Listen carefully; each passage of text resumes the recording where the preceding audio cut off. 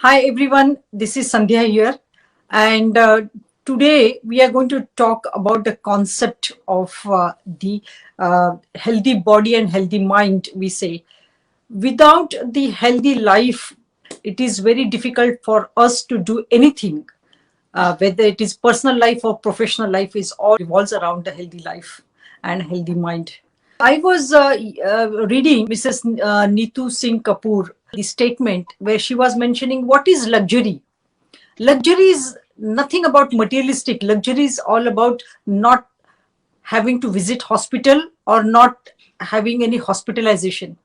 That's very profound statement. The reason is healthy life, when we talk about, it's not having a luxury holiday, luxury items, or having luxury home, but actually having the healthy body and able to perform the daily life and excel. So when we talk about the healthy lifestyle, let me take few steps back. In order to have that healthy life, we need to create a healthy lifestyle, and for that healthy lifestyle we want to basically talk about the good habits. What are the good habits in terms of the diet? This is basically a preventive concept. In order to discuss this, I have invited Vaidya Dr. Subinay Damle. Please welcome Dr. Damle. Namaskar. नमस्कार। Namaskar. Uh, Thank you very much for joining. धन्यवाद आप यहाँ आए हैं. Uh, this session is going to be in Hindi and English. We want to reach out more people. So I will be asking the question in Hindi and English. Dr. Subinay Damle will reply in Hindi, and I will try to translate that in English as much as possible. In case if there is any correction required, Dr. Damle will help me out. Let me introduce Dr. Damle.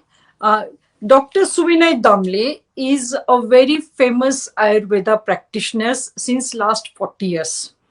It's 4 decades in this, field. Is very profound background, and his YouTube channel, Perfect Diet Part 1 to 9, is very famous, and it is well known. It has been viewed by over 1 million viewers collectively, and he is very active member of various associations related to social, medical, government field, and he has been contributing towards society since last 4 decades in a very meaningful ways through various activities. Thank you so much for your contributions.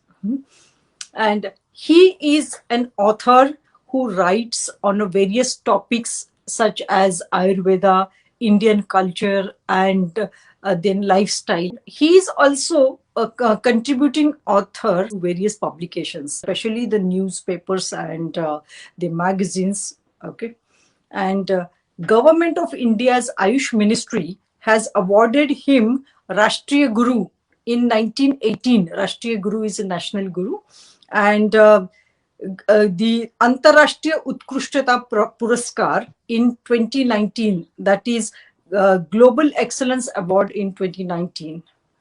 So thank you very much. It's an honor to have you on our show. Welcome to the show, Dr. Damle. नमस्कार। Namaskar. First question I will ask in English, and then later on translate that in Hindi. See, the question is very simple. Most of us started, reading about Ayurveda after Modi government has actively promoted yoga. Then most of us know the three dosha. Three dosha, when we talk about it, and we want to know what is that beyond tridosha we need to know. काफी लोग त्रिदोषा के बारे में जानते हैं, आयुर्वेदा और त्रिदोषा के बारे में काफी सारे लोग जानते हैं, लेकिन त्रिदोषा के आगे जाके हमें क्या जानकारी होनी चाहिए तो हम एक अच्छी जीवन बीते. तो आप इसके बारे में कुछ बोलेंगे? 3 दोष जो है, वात, पित्त और कफ, ये आयुर्वेद के मूलभूत सिद्धांत कहे गए हैं. और जो सिद्धांत है वो सिद्धांतों के आधार ही उसको मान लेना चाहिए, उसका ट्रांसलेशन कभी हो नहीं सकता। दोष यानी there is not any word in English, दोष इज दोष, it is not fault. Correct. वायु, वात, पित्त, कफ, ये 3 दोष है। वात इज नॉट एयर एंड पित्त इज नॉट फायर। जो कंसेप्ट है वो आयुर्वेद में वैद्यों को समझाने के लिए है। ये वैद्यों के लिए बनाई गई एक टर्मिनोलॉजी है जिससे सामान्य लेमैन का कोई लेना देना, कोई वास्ता नहीं है। इसको ध्यान में ही मत लाओ। जैसे एक लेमैन को कोलेस्ट्रॉल के बारे में या थायराइड के बारे में इतनी जानकारी नहीं होती। वो सिर्फ शब्द पहचानते हैं, उसके पीछे क्या है वो मालूम नहीं होता है। इसके लिए डॉक्टर ने 7 साल उसके बर्बाद किए। और इसके लिए उस साइड में जाने के बजाय मुझे क्या कैसे जीना है, मुझे जीवन का आनंद कैसे लेना है, इस पर ध्यान दो। जैसे और एक मैं बात बताता हूँ कि आयुर्वेद में और एक चीज कही गई है, मिजाज, यानी हॉट मिजाज का या ठंड मिजाज का, गर्म मिजाज का, ठंड मिजाज का, उष्ण और शीतल, ऐसा वीर्य कहा गया है। लेकिन इसके ऊपर भी ध्यान मत दो। जो हमें करना है, जो हमें खाना है, वो मुझे जो अच्छा लगता है वो मुझे खाना है। जो मुझे हाजम हो सकता है ऐसा ही खाना मुझे खाना है। जो लाइफस्टाइल मुझे मेरे देश ने दी है वो लाइफस्टाइल मुझे अपनानी है। बस इन चीजों पर ही ध्यान देना चाहिए, न कि उसके अंदर क्या है, वाग्भट जी ने क्या है, चरक जी ने क्या कहा है, सुश्रुत जी ने क्या कहा है, इसके ऊपर ध्यान मत दो। ये हमारे टेक्स्ट बुक्स है और टेक्स्ट बुक्स पढ़ने के लिए कॉलेज ज्वाइन करना पड़ता है, गुरु की सहायता पड़ती है। इसलिए वाग्भट जी ने क्या कहा है, रीडिंग बिटवीन द लाइन्स जो है उसकी बात हम आज करेंगे। Correct. So what Vaidyaji is telling, simple way I would like to summarize, he's telling there is no substitute for the word dosh. So the 3 doshas what is meant, it is meant for the practitioners to understand these concept and treat their patients, rather than you trying to understand and study these things, which will be difficult for you because you don't have that background and you may not have a guru to guide you. So yes, don't try to basically understand and dissect the something without a proper guidance. Rather, you follow their advice and you follow a simple life, that is, eat what you love and also eat what you can easily digest. बरोबर है एकदम thank you. So this is exactly what actually he's telling, that your body will know what is suitable for you, so and you feel comfortable and happy after eating some food, so continue with that. It is in a simple way. You can you don't try to understand how the iPhone works, rather you use the phone and enjoy. Is that correct example? Yes. Okay. Thank you so much. Yes. Thank you. And the next question is, we talk about what is the correct dincharya or the daily routine for working professionals. I would say not only working, but even for the housewives, and in India and abroad, to maintain good life, good health, and build a good immune system. So let me say this in Hindi, कि कौन सी ऐसी अच्छी दिनचर्या होनी चाहिए जिससे कामकाजी जो प्रोफेशनल्स होते हैं या तो फिर महिलाएं होती है घर में, उनके लिए ये सूटेबल हो और उनके लिए ये अच्छी गुड हेल्थ और अच्छी इम्यून सिस्टम के लिए ये फॉलो कर सकते हैं, इजी होना चाहिए। हाँ। सबसे पहले ये अहम बात है कि मुझे हेल्थ पर ध्यान ज्यादा देना चाहिए। यदि हेल्थ मेरी अच्छी रही तो ही मेरा वर्क या होमवर्क या वर्क फ्रॉम होम जो भी है वो हम कर सकते हैं। इसका मतलब है कि वर्क के बजाय मेरी हेल्थ अच्छी रहे, इसके लिए क्या करना चाहिए, इसका हम जिक्र करेंगे। सुबह जल्दी उठना है। आयुर्वेद में कहा है ब्रह्म मुहूर्ते उत्तिष्ठे। जो शिफ्ट ड्यूटी करते हैं उनके लिए थोड़ा सा नियम अलग बनाया है।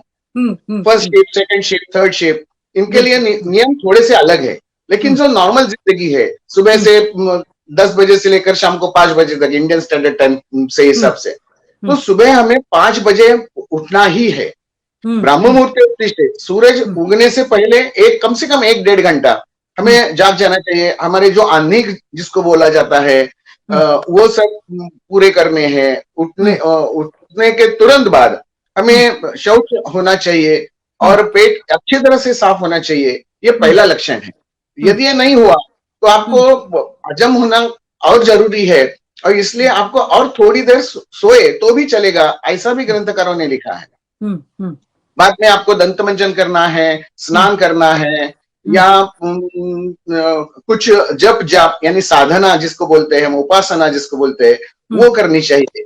और उसके बाद तुरंत खाना खाना चाहिए, ऐसा आयुर्वेद में कहा है। न कि ब्रेकफास्ट। ब्रेकफास्ट आयुर्वेद में लिखा नहीं है। प्रातः और कायम यानी सुबह एक बार और शाम को एक बार, early in the morning and early in the evening खाना खाना चाहिए, और खाना खत्म होना चाहिए। सुबह उठने के बाद कई लोगों को ऐसी आदत रहती है कि सुबह उठकर पानी पियो।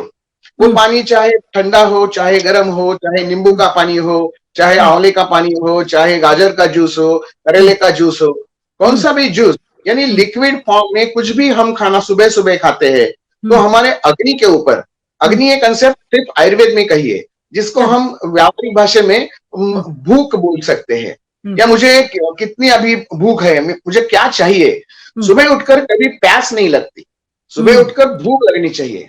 जब मेरा पेट खाली हो जाएगा तो मुझे भूख का एहसास होना चाहिए, और जब भूख लगती है तो आयुर्वेद कहता है ये अग्नि प्रदीपन हो गया है, अभी इसके ऊपर कुछ ना कुछ डालो, नहीं तो ये भस्म कर देगा।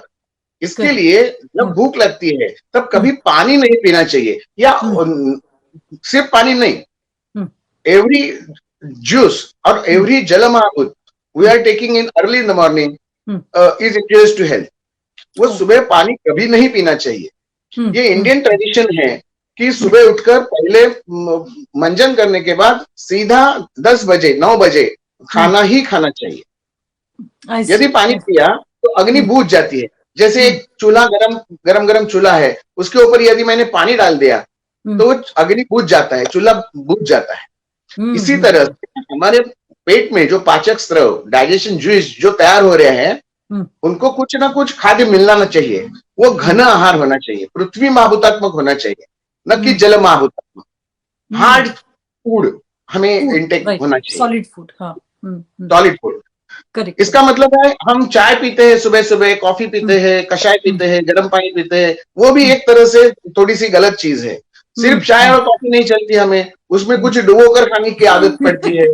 बिल्कुल सही, बटर बिस्किट, ब्रेड बटर, वो भी थोड़ा सा गलत है। इसका मतलब है सुबह उठकर खाना खाना चाहिए, ऐसा आयुर्वेद में कहा। अब नेचर यही कहता है, सुबह उठकर जो हमें नेचर में जो पशु पक्षी दिखते हैं, वो सुबह सुबह उठकर पानी में, तालाब के पास जाकर पानी कहाँ पीते हैं? नहीं, वो सिर्फ खाना खाते हैं। खाना खाने के समय वो पानी पीते हैं। खाना खाने के समय या खाना खाने के बीच बीच में पानी पीना, ये अच्छी आदत है। बट खाने के बाद नहीं पीना चाहिए। हाँ? खाने के बाद या खाने से पहले, वो प्रकृति के ऊपर डिपेंड रहता है। जिनको दुबला होना है उन्हें खाने से पहले थोड़ा सा पानी पीना चाहिए, थोड़ा सा, यानी half cup, 40 ml, 30 ml, 40 ml, इतना ही पानी पीना है, न कि 150 ml या 200 ml, इतना नहीं। और खाने के बाद यदि आपने पानी पिया तो आप मोटी हो जाओगे। जिनको दुबला होना है खाने से पहले पानी, और जिनको मोटा होना है उनको खाने के बाद में पानी, ऐसा कहा जाए। लेकिन ये प्रकृति के हिसाब से, वो वैद्यों की सलाह के बिना ये बदलाव नहीं लाना है। एक क्वेश्चन आया है व्यूअर से, वो बोलते हैं कि मोना श्रॉफ की रिसर्च बोलते हैं कि 1 गिलास पानी एम्प्टी स्टमक पे पीना चाहिए सुबह उठने के बाद। ये गलत है क्या? गलत है, ये पूरी तरह गलत है। आयुर्वेद में कहा है जो भी पानी पीना है वो खाना खाते वक्त पानी पियो, बीच बीच में पानी पियो। जैसे हमारे एक पास मिक्सी है और मिक्सी में हम नारियल डालते हैं, नारियल का दूध, नारियल मिल्क, कोकोनट मिल्क हमें यदि निकालना है तो नारियल पिसते वक्त पानी अंदर चला गया तो हमें उसका रस, जूस, मिल्क तैयार होके मिलेगा। चाहे वो नारियल का हो, चाहे मूंगफली का हो, चाहे और किसी का हो, जो बटर हमें तैयार करना है उसको निचोड़ना है, तो निचोड़ने के लिए उसमें थोड़ा पानी बीच बीच में जाना चाहिए, न कि खाली पीसने से पहले और पीसने के बाद। मुझे यदि चटनी बनानी है मिक्सी में, तो वो जो द्रव्य है मुझे जिसकी चटनी बनानी है उस समय ही पानी अंदर जाना चाहिए और वो घूम सके। Understood. Now, let me recap. This is a very long discussion, but let me summarize in English. As per the Dincharya or the daily routine, Vaidya Suvinay Damble suggesting us we should get up at the Prantakal is 2 hours before the sunrise. That is 5 o'clock. He is suggesting as per the Indian Standard Time. However, if you are living outside, for example, right now I am conducting this session from Tokyo, somebody's from US, someone will be watching from other countries. So then sunrise may be slightly at a different timings. Okay. What we are talking about is a standard timings around 5 o'clock. If you get up and then don't drink any water, any liquid, water, juice, or anything in the liquid form. And after 2 hours, once you freshen up, then you can directly have a solid food. Solid food, he's suggesting not to have a breakfast in the small, portion. He's suggesting that to have a solid food, proper meal, and that meal timings are morning and in the evening. So during the in around sunrise and around sunset, just before the sunset. So this is what is the best for good lifestyle.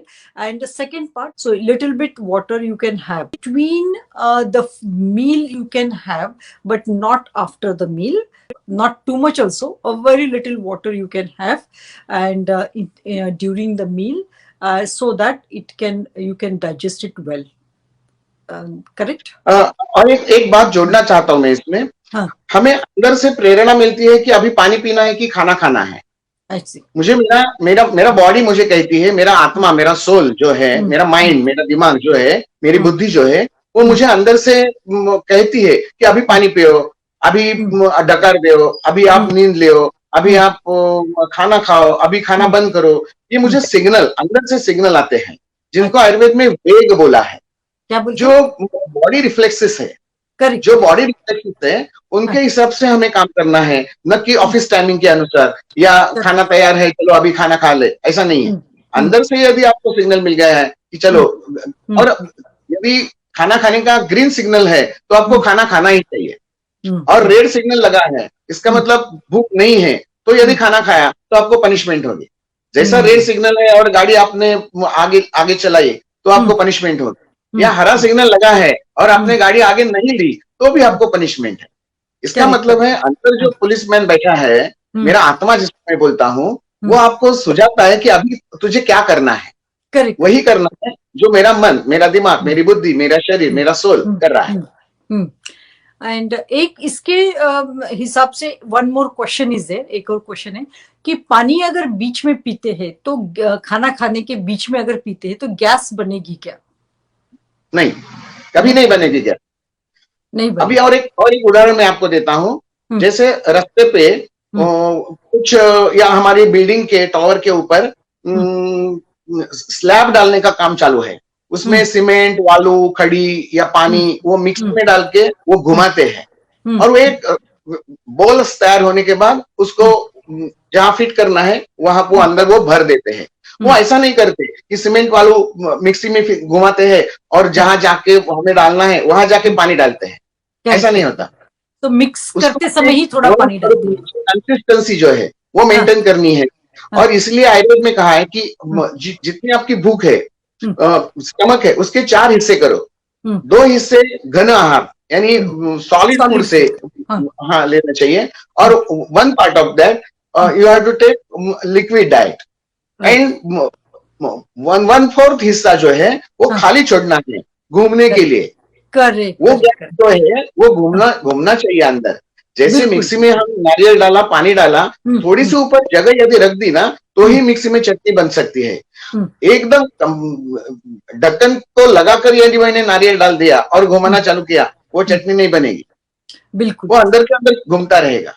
Gas जो बनेगा उसको बाहर निकालने के लिए थोड़ा अवकाश चाहिए, जगह चाहिए, स्पेस चाहिए, बिल्कुल चाहिए। Very good. अच्छा, एक और चीज है, इन्होंने पूछा है कि can we take a medication after the food? तो जब भी मेडिसिन अगर लेते हैं तो तभी पानी पी सकते हैं क्या खाने के बाद? हाँ, थोड़ा मेडिसिन लेने के लिए पानी कितना लगेगा? 1 घूंट 2 घूंट इतना ही पानी लगता है, यानी 1 सिप या 2 sip it is allowed, no problem. अच्छा, एक और एक व्यूअर है स्मिता, उन्होंने एक अच्छा क्वेश्चन पूछा है। काफी समय हम लोग पूछते हैं कि we come across that the fruits should be taken in the morning during the breakfast time, ऐसे लिखा रहता है। तो बट जब फ्रूट्स अगर हम खाते हैं तो वो क्वांटिटी कम हो जाती है, और अगर हमें फिर if we want to eat the food in the evening, so it will be a very long time, you know, morning में खाने के बाद इवनिंग लॉन्ग टाइम होता है, और फ्रूट से पेट जल्दी भर जाता है, you know, so we fill up the stomach quickly but will feel hungry. So is it good for the health to have fruits in the morning, और what is a good time to have fruits?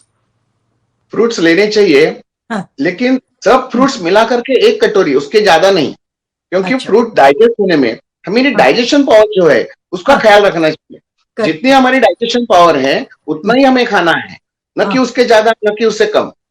तो जितनी हमारी quantity, जो fruit चाहिए आपको, जो आपको local fruits जो मिलते हैं वही फ्रूट्स खाने हैं। बाहर से, बाहर के देश, जैसे मैं सिंधुदुर्ग में रहता हूँ, कोकण में रहता हूँ, और कोकण में एप्पल सेब बनता नहीं है।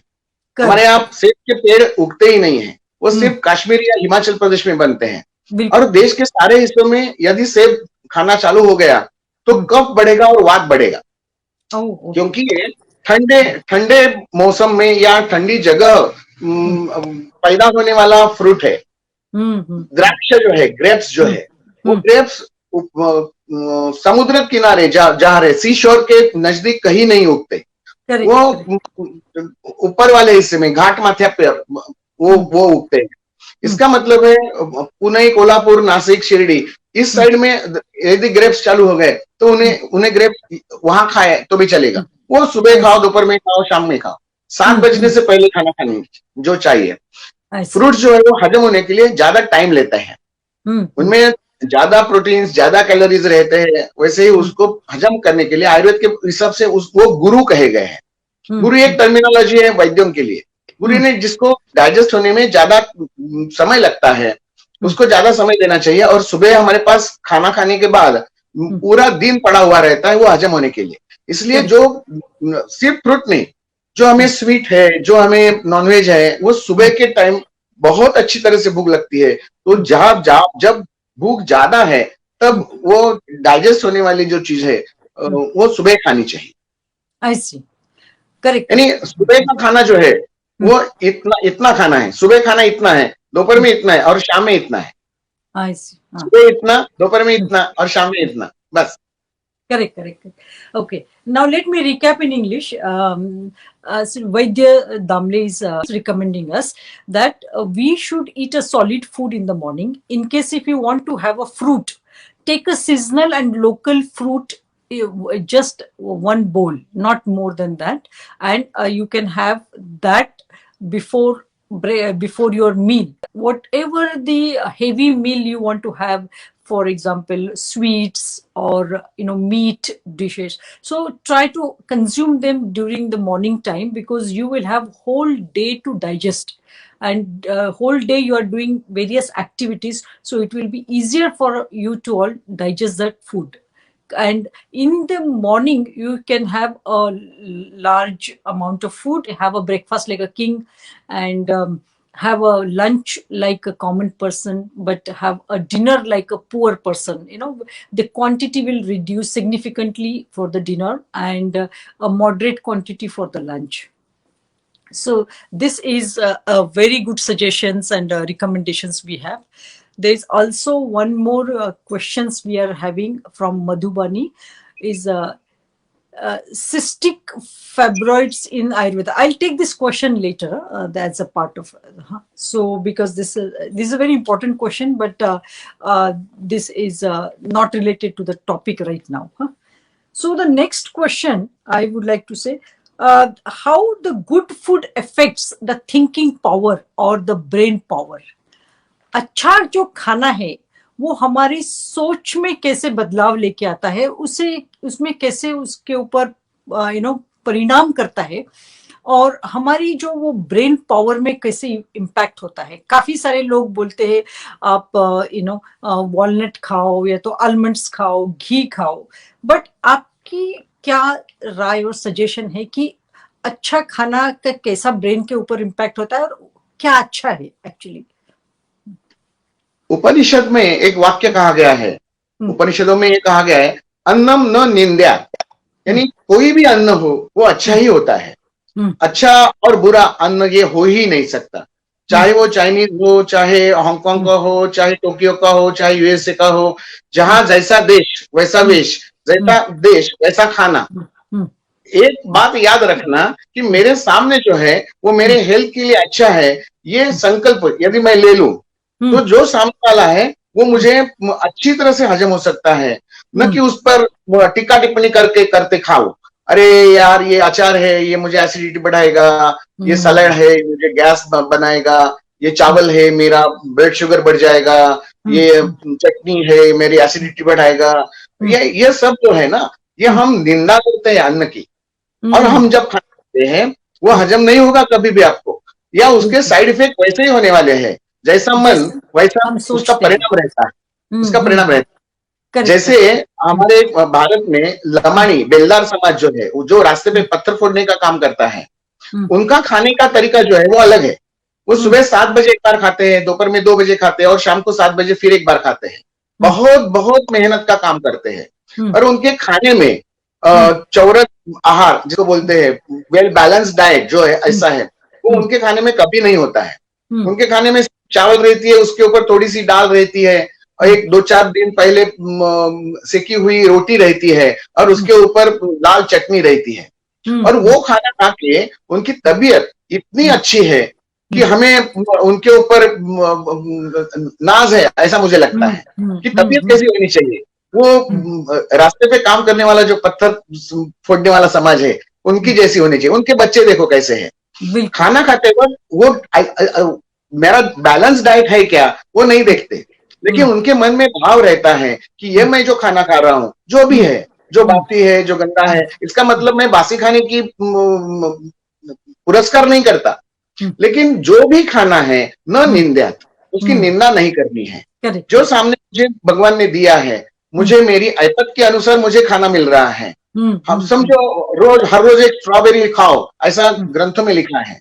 दिस इज थियोरेटिकल कि ऐसा ऐसा खाना होना चाहिए, लेकिन मैं ले ही नहीं सकता. मेरे देश में स्ट्रॉबेरी तैयार ही नहीं होती, तो मैं कहां से लाऊं स्ट्रॉबेरी और एप्पल. इसका मतलब है मुझे मेरे पास भगवान ने जो बना के दिया है वो मेरे लिए सूट है, वही खाना खाना है जो मेरे सामने मेरी माँ ने परोसा है. मेरी माँ ने इतनी प्यार से, इतनी ममता से उस खाने को तैयार किया है, चाहे वो खिचड़ी का क्यों ना हो, दाल चावल की जो खिचड़ी है, लेकिन वो प्यार से यदि बन गई और मैंने प्यार से खाया, तो भगवान का प्रसाद समझ कर खाया ना, तो उसमें मुझे पूरी की पूरी विटामिन ABCDEFG Z तक सब विटामिन उसमें से मिलती है. और मेरा बॉडी जो है, मेरी सोल जो है, वो उसको कन्वर्ट करता है. विटामिन A चाहिए, चलो इसी में से तैयार करके देंगे. हीमोग्लोबिन चाहिए, इसी में से तैयार करके देंगे. पालक खाने के बाद हीमोग्लोबिन बढ़ता है, ये अर्ध सत्य है, ये हाफ ट्रूथ है. पालक खाने से या गाजर खाने से या मूली खाने से मेरा डाइजेशन उसके ऊपर यदि नहीं हुआ तो वो सब रद्दी है. इसका मतलब है मैं पालक कैसे हजम करता हूं, मेरी बॉडी उसको कैसे रिएक्ट करती है, ये बात ज्यादा महत्वपूर्ण है. आप क्या खाते हो ये महत्वपूर्ण नहीं है, आप खाते वक्त आपकी सोच कैसी है ये ज्यादा महत्वपूर्ण है. Correct correct correct. Thank you. Very useful information. Dr. Damle is recommending us. So there is, any food what you are eating, there is we should not criticize the food. Every food is welcome. but of course the balanced food, every food what we are eating, that and what we are thinking while consuming the food is very important. Our relationship with the food, how we think while eating, and how we accept the food wholeheartedly with the soul, so that is important. So that is how the food will become a nutritious, and it will be beneficial to us. In case if we criticize, or if we have a doubt about the food, that if we think it is going to make me fat, or it will increase the blood sugar, or whatever the thought it comes while consuming the food, that is going to be the result after consuming the food. So watch your thoughts while consuming any food. Am I right? Yes, sir. Thank you. Yeah. And next question is, many of us have this, access to the social media and, YouTubes, and, there are many people are suggesting so many things, do this, do that. And, so how do we know what are the do's and don'ts? The basic do's, and I know it is going to be a very big topic, but the basic, if you can tell us maybe 10 do's and 10 don'ts, or something which is a very more important. So if we can just, so that would be also okay for us. पहली चीज है, ये जो universities हमने तैयार की है, जैसे व्हाट्सएप यूनिवर्सिटी है, यूट्यूब यूनिवर्सिटी है, या फेसबुक यूनिवर्सिटी है, या सगे वालों की यूनिवर्सिटी है, मेरी फ्रेंड की यूनिवर्सिटी है, जो सलाह देते हैं वो प्यार से देते हैं, लेकिन उनके प्यार में मेरी माँ भी मुझे प्यार करती है, और पूतना मौसी जो रहती है वो भी प्यार से ही खिलाती है। हमें माँ और पूतना मौसी में थोड़ा सा फर्क देखना चाहिए। पूतना मौसी ने जिसका वध किया है वो मैं बात कर रहा हूँ। हमें सोचना चाहिए कि मेरे लिए क्या अच्छा रहेगा। जो फॉर्मूलेज आते हैं, कोई कहेगा सुबह पानी पियो, मैं कहूंगा सुबह पानी नहीं पीना है, कॉन्ट्राडिक्टरी इतनी आती है कि क्या करे और क्या ना करे, कंफ्यूज हो जाते हैं। Do as your parents do, जो आपने पुरखों ने किया है वही करो, वो आपके लिए हितकर होगा। जैसे मेरे नानी ने किया है, नानी के नानी ने किया है, वो मेरे लिए हितकारक है। न कि बाजू वाले की नानी के नानी ने किया है। मेरी ट्रेडिशन क्या है, मेरा जन्म किस कुल में हुआ है, उसके रिवाज क्या है।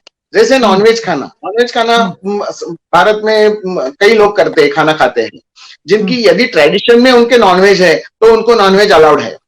भारत में यदि नॉनवेज की बात की जाए तो भारत में अभी तक कौवे का मांस किसी ने खाया नहीं है, कुत्ता बिल्ली को नहीं काटा है।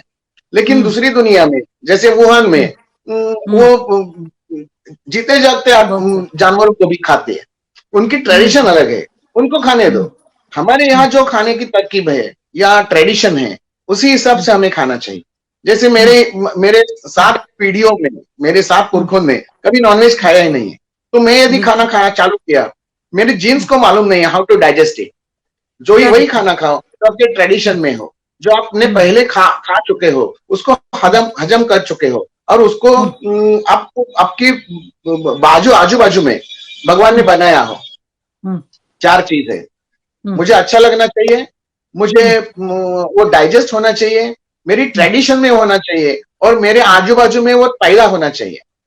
जैसे तेल की बात करूं, तेल कौन सा इस्तेमाल करना है, तो मेरे आजू बाजू एक 50 किलोमीटर के दायरे में जो तेल उगता है वही मुझे खाना चाहिए। जैसे केरल में गए तो कोकोनट ऑयल उनका ट्रेडिशनली ऑयल वो खाने में इस्तेमाल करते हैं। उत्तर प्रदेश में गए तो सरसों का तेल वो इस्तेमाल करते हैं, और बीच में यदि हम रहे तो हम मूंगफली का तेल इस्तेमाल करते हैं। यानी सरसों का तेल अच्छा नहीं है क्या? अच्छा है, उनके लिए अच्छा है जो ठंडे जगह रहते हैं। बीच वाले भारत के मध्य प्रदेश या इस इलाके में या कोल्हापुर सांगली में मूंगफली का तेल इस्तेमाल करते हैं। अभी उन्होंने तेल भी बदल दिया है, और वो करड़ी का तेल ब्रांडेड नेम से जो बाजार में मिलता है वो खाना, ऑलिव ऑयल वगैरह इस्तेमाल करते हैं। भारत में ऑलिव की खेती होती ही नहीं है, तो ऑलिव ऑयल आपको इस्तेमाल करने की इजाजत ही आपको नहीं दी है देश विचार से, प्रदेश विचार से। आपको वही खाना खाना है जो अपने माँ ने खाया है, नानी ने खाया है और नाना जी ने खाया है। ये 4 चीजें मैंने बताई। आपकी सेहत अच्छी रहने के लिए ठंडे दिमाग से, और ये सब बाकी के यूनिवर्सिटी जो है उनको बंद करनी है, और मुझे क्या करना है, किसी एक के ऊपर भरोसा रखो, और वो जो कहता है वो उसी को फॉलो करो। एक महीना करके देखो, जैसे मैं अभी कहता हूँ कि सुबह खाने पानी नहीं पीना चाहिए, खाना खाने वक्त बीच बीच में पानी पीना चाहिए, सुबह का खाना 10 बजे करना चाहिए, शाम का खाना सूरज ढलने से पहले यानी 5 या 7 के बीच में खाना चाहिए, खाने के 2-3 घंटे के बाद सोना चाहिए, जल्दी सोना चाहिए, 10-11 बजे सोना चाहिए। अभी के बच्चे कहते हैं हम ज्यादा जागरण नहीं करते, 12-1 बजे तो सो ही जाते हैं। इसका मतलब है हमने आदतें इतनी बदल दी है। रात्रिचर्या हमारी शाम को 7 बजे चालू हो जाती है। दिनचर्या जैसी है वैसे रात्रिचर्या भी है। और रात्रिचर्या यदि मेरी 7 बजे चालू हो गई तो सुबह 7 बजे पहले 12 घंटे जो है वो हमें खाने के लिए दिया है, और दूसरे जो 12 घंटे 7 AM to 7 PM हमें खाना खाने के लिए दिया है। जो भी चाहे वो हर 2 घंटे के बाद खाओ या 2 ही बार खाओ, जैसी आपकी भूख है वैसा खाना खाना चाहिए। लेकिन सुबह 7 बजे से लेकर शाम को 7 बजे तक 7 AM to 7 PM सभी खा सकते हैं। अब 7 PM to 7 AM जो दूसरे 12 घंटे जिसको हम रात का काल कहते हैं, उस टाइम कुछ भी खाना नहीं है। भूख लगी तो भी उसको सहन करना है। मुझे 10 बजे समझो, रात को 10 बजे भूख लगी, 7 को मैंने खाना खाया और मुझे रात को 10 बजे भूख लगी, तो मुझे क्या करना है? तो ऐसा खाना खाना है जिसमें पानी ना हो। जिस चीज में पानी है वो खाना हजम होने के लिए ज्यादा टाइम लेता है। तो क्योंकि मैंने पहले बताया कि पानी ये अग्नि के विरोध के काम करता है, डाइजेशन में बाधा निर्माण करता है, ज्यादा पानी हो गया तो। इसलिए थोड़ा पानी, शाम को 7 बजे तक जो खाना है वो खाना खत्म करो। शाम के 7 बजे यदि आपने खाना खाया तो 7 से 8, 8 से 9, 9 से 10, 10 से 11 बजे 4 घंटे आपको मिलते हैं खाना हजम होने के लिए, और उसके बाद आप सोते हैं। तो उससे सोने से पहले आपको पेशाब होके जाना पड़ता है। वो पेशाब होने के बाद दोनों किडनियां पूरी तरह से खाली हो जाएगी। पेट में जो ऊपर वाले हिस्से में जो खाना गया है वो भी दूसरे हिस्से में चला जाएगा। यानी मेरे टेबल की फाइल यदि नेक्स्ट टेबल पे गई तो मेरा काम खत्म हो गया। करेक्ट। मैं जब तक जाग रहा हूं तब तक मेरे सामने वाले टेबल पे जो काम है वो मैंने यदि निपट लिया तो आगे वाला आगे का देखेंगे। बिल्कुल। इसका मतलब है मेरी जिम्मेदारी पहले 3 घंटे की है। ये 3 घंटे के लिए हमें थोड़ा सा जागरूक रहना चाहिए। हमारे ख्याल जो है वो मेरी सोच के अनुसार थोड़े से बदलते होने चाहिए, फ्लेक्सिबल होना चाहिए, न कि उसके ऊपर उंगली रखकर अरे 7 बज गए अभी खाना नहीं खाना चाहिए। 7 के 7:15, 7:30 हो गए तो भी चलता है। महीने में 30 दिन रहते हैं, उसके 25 दिन में आपने यदि प्रॉपर खाना खाया तो 5 दिन आपको छुट्टी है। 5 दिन आप एंजॉय करो, 5 दिन डिनर पार्टी करो। पार्टी कब होती है? हमेशा पार्टी नहीं होती, हफ्ते में 1 बार पार्टी होती है, इसलिए वो डिनर पार्टी कहते हैं। लंच की पार्टी नहीं कभी होती। लंच यानी आपको लेना ही है, लेकिन डिनर की पार्टी होती है। शाम का खाना यदि 7 बजे नहीं हुआ, कई जगह बर्थडे पार्टीज है, वेलकम पार्टीज है, किसी की शादी की सालगिरह है, वो रात में मजा करने के लिए हफ्ते में 1 बार रात को लेट नाइट डिनर चलेगा, हमेशा नहीं। उसकी आदत नहीं होनी चाहिए। नियमाला अपवाद असावा, अपवादाला नियम असू नये। जो आप नियम करते हैं उसके लिए 1 बार अपवाद हो सकता है। Enjoy it. लाइफ एंजॉय करने के लिए दिया है, न कि नापातुला। आपका वजन कितना होना चाहिए, इतना ही होना चाहिए, BMI कितना होना चाहिए, इतना ही होना चाहिए, ब्लड प्रेशर कितना होना चाहिए, इतना ही होना चाहिए, कोलेस्ट्रॉल। ये जो आंकड़ों का खेल है वो आयुर्वेद में कहीं नहीं लिखा है।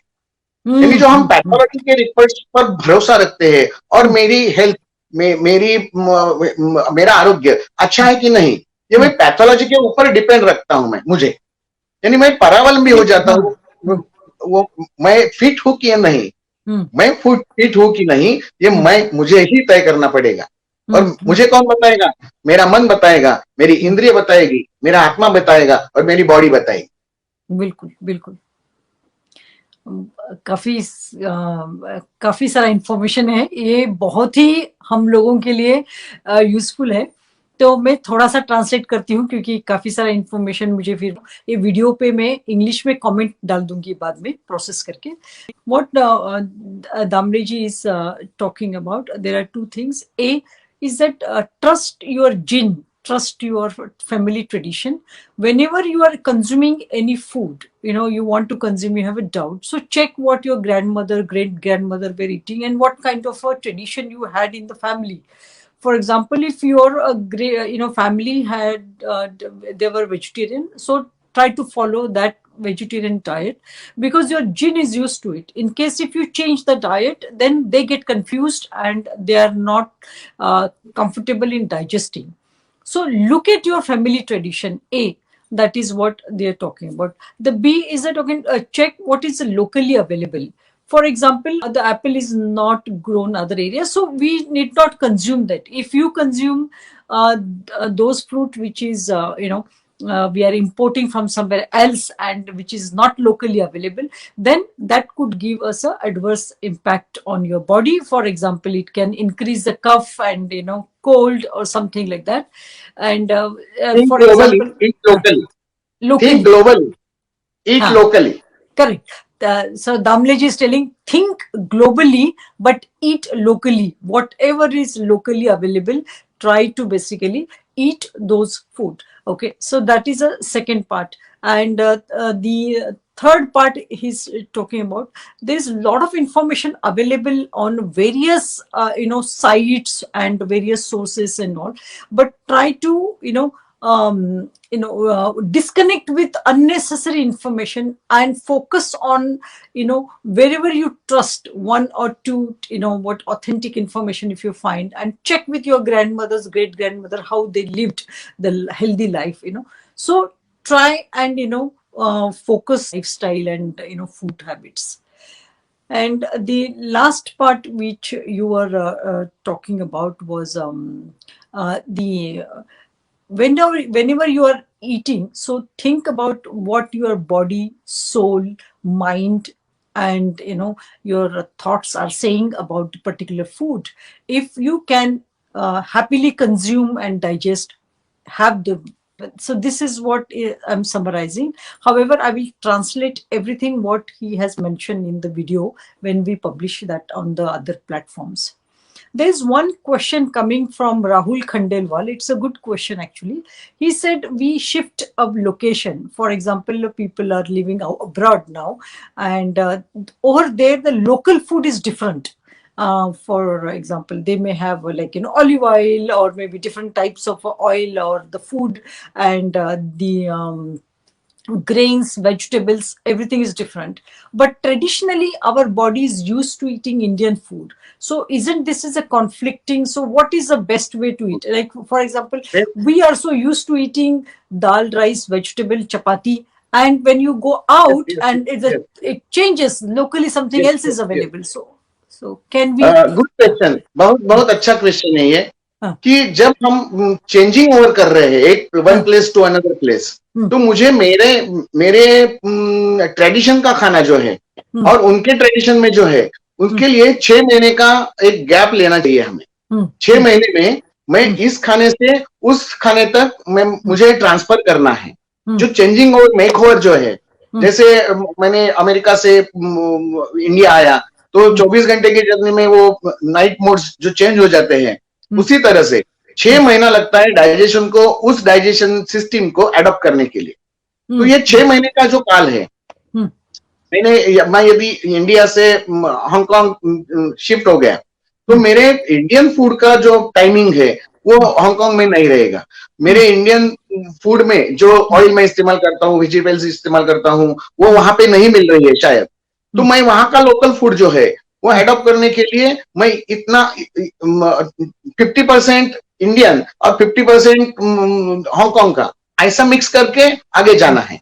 और मुझे हांगकांग पे शिफ्ट होना है तो मुझे हांगकांग का खाना जो है उस तौर तरीके का और मेरे जीन्स का इसको मैच करना पड़ेगा और मुझे वो खाना खाना पड़ेगा जो लोकली वहां पे मिलता है। न कि मैं इस नियम को, इसीलिए मैंने बताया पहले कि उंगली उठाकर या उंगली रखकर फॉलो नहीं करना है। मुझे अभी चेंज होना है। ये नित्य नूतन है, ये सनातन है, ये आयुर्वेद है जो बदल सकता है। उसके ऊपर नहीं है, ये टाइमिंग के ऊपर नहीं है या देश के ऊपर नहीं है। आप फ्लेक्सिबल हो जाओ, फ्लेक्सिबल हो जाओ। यहाँ से वहां तक जाने के लिए एक 6 महीने का टाइम आपको लेना पड़ेगा, देना पड़ेगा। एक चीज है, I mean connected to this only, आप चेंज हो सकते हैं 2-3 एरिया में। सो जब भी मैं दूसरे देश में जाती हूँ वहां का टाइमिंग अडॉप्ट कर सकती हूँ और वहां का वेजिटेबल्स है जो लोकली ग्रोन अडॉप्ट कर सकती हूँ। मैं आपको ये पूछ रही हूँ कि दो चीजें हम लोग ट्रांजिशन कर सकते हैं। एक तो टाइमिंग होता है, जिस नए जो लोकेशन में जाते हैं वो टाइमिंग में हम एक्सेप्ट करते हैं। दूसरा है वहां के जो लोकली ग्रोन वेजिटेबल्स एक्सेप्ट कर लेते हैं। लेकिन जो खाने का बनाने का तरीका है या तो मसाले है जो हमारे स्पाइसेस है, वो तो हम तो इंडियन ही यूज करेंगे क्योंकि हमें उनकी आदत है। तो ये ठीक है क्या? मुझे वही वही बात कर रहा था कि जिसकी मुझे आदत है वही खाना मुझे खाना है, उंगली रखकर नहीं करना है। कि मैंने अभी कहा है कि वहां का खाना खाना ही चाहिए, ही नहीं लगना चाहिए। वहां खाना भी इस्तेमाल करो, खाना खाओ, उसकी टाइमिंग चेक करो। जो इंडियन फूड में मसाला जो है वो बहुत बड़ा मायना रखती है खाना डाइजेस्ट होने के लिए। और फॉरेन कंट्रीज में इतनी स्पाइसेस इस्तेमाल नहीं होती। फॉरेन कंट्रीज में अभी दो चार ही स्पाइसेस आपको मालूम हो रही है, जैसे हल्दी है, काली मिर्च है, यानी ब्लैक पेपर और हल्दी, ये दोनों ही। अभी अभी उनको दालचीनी यानी समझ में आ रहा है कि सिनेमोमन कि क्या है ये चीज। बाकी सारे मसाले जो है जो हमारे ट्रेडिशन से इस्तेमाल कर रहे हैं उनको अभी पता नहीं है कि इनमें क्या पोटेंसी है। ये सब हमारे इंडियन मसाले स्पाइसेस जो है बहुत बड़ा अच्छा काम करती है। और लेकिन कभी भी स्पाइसेस भून कर नहीं खानी है, उसको ऐसे ऊपर से परोस कर ही खानी चाहिए। जैसे काली मिर्च हो, जैसे हल्दी हो, जैसे सौंफ हो या धनिया हो, ऊपर से भून कर यदि उसको मैंने स्पाइसेस को भूना तो उसमें से जो तेल है वो सब निकल जाएगा। हम सब ऑयल है फ्राई करके बनाते हैं। हम सब लोग फ्राई करके बनाते हैं। हम सब लोग फ्राई करके बनाते हैं खाना। हाँ, वो जो फ्राई है ना वो पहले बॉइल होके आप डाल सकते हैं। जैसे सब्जी बनाते हैं, तड़का लगाने के लिए दो चार ही चीजें आवश्यक है। तड़का जो लगाते हैं हम, इंडियन तड़का जो है, जो तेल है गर्म होने के बाद उसमें थोड़ी सी राई डालते हैं या हल्दी डालते हैं या हींग डालते हैं और कड़ी पत्ता, ये चार चीज जो है वही उसको हम फ्राई करने के लिए इजाजत है। बाकी सब मसाला जो है, जैसे बिरयानी है, खाना खाते वक्त जब उबलता है ना उसी टाइम उसमें मसालों का इस्तेमाल करना चाहिए, न कि फ्राइंग के लिए। समझ गई। Thank you. एक बंगाली में एक सिस्टम है जो पानी में वो सब मसाला डाल के घोल बना के फिर वो उसमें तेल में डालते हैं। सही है, सही है। हाँ, वो सही है, वो सही है। पानी में मसाला डाल के उसकी कढ़ी जैसे बनाते हैं। बिल्कुल बिल्कुल। जैसे हम बटर मिल्क को यदि हम झोंका देना चाहते हो तो वो उस पानी में सब मसालों को डालते हैं और ऊपर से डालते हैं। ये ऊपर से डालने की आदत अच्छी है। अच्छा, वेरी गुड, थैंक यू। ये तो अच्छा बताया आपने। एक और इसके रिलेटेड क्वेश्चन है। हम लोग बोलते हैं कि कोई बोलते हैं लाइक डॉक्टर दीक्षित बोलते हैं 2 ही बार खाओ, एंड डॉक्टर ये ऋतुजा दिवेकर बोलती है 7 बार खाओ।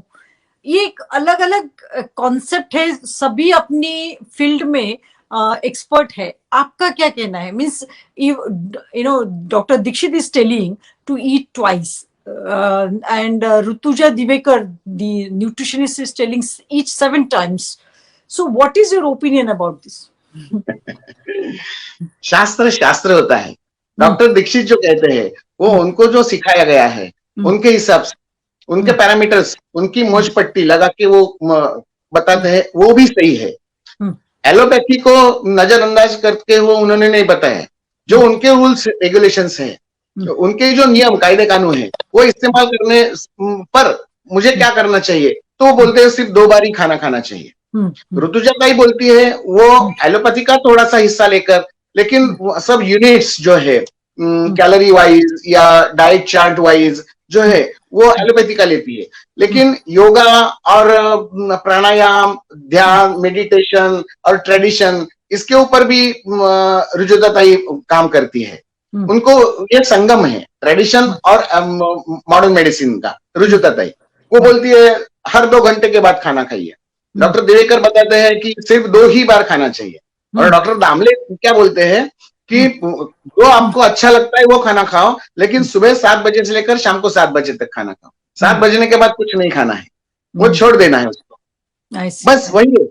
चाहे 2 बार ही खाना खाया तो भी चलेगा, हर 2 घंटे में खाना खाया तो भी चलेगा, लेकिन पहले 12 घंटे में वो खत्म करो। दूसरे 12 घंटे में 7 PM to 7 AM कुछ भी खाना खाना नहीं है। ये डॉक्टर दामले बात कर रहे हैं, वही बात है।